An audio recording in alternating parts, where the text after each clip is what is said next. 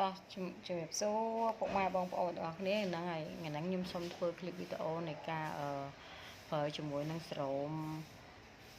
ធ្វើសក់មួយនេះណាបងប្អូនទាំងអស់គ្នាចាពេលបងប្អូនកក់សក់ហើយនិយាយទៅយុគមិញខ្ញុំកក់ហើយប៉ុន្តែខ្ញុំអត់បាន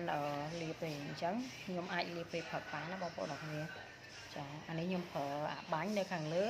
អញ្ចឹងខ្ញុំនៅក្រោមខ្ញុំមានអាចាក់ខ្ញុំប្រើអាចាក់ទៀតណាបងប្អូនទាំងអស់គ្នាធ្វើការចាក់អញ្ចឹងមក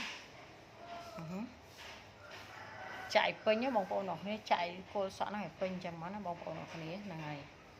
តមកទៅខាងក្រោយនិយាយទៅលាបឲ្យសក់ហ្មងបងប្អូនអរគ្នាចាហ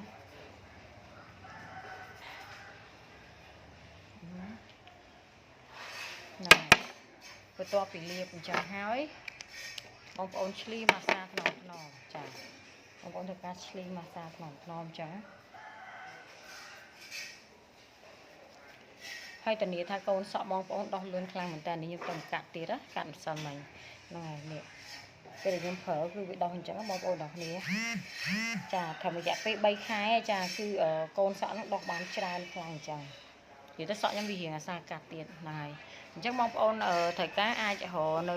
ហាងលក្ខណៈសាឡនបានណា2ដបបងប្អូនទាំងគ្នា2ដបត្រឹមតែ 18000 នេះតម្លៃពេញ 24000 អញ្ចឹងបងប្អូនធ្វើការ share វីដេអូនេះមួយចុច like មួយហើយតម្លាក់លេខទីតាំងធ្វើការ share ម្នាក់មួយហ្នឹងគឺទទួលបានស្រោមនេះ2ដបត្រឹមតែ18000នេះចាតម្លៃពេញ 24000 ចាអរគុណច្រើនមែនទែនបងប្អូនអរគ្នា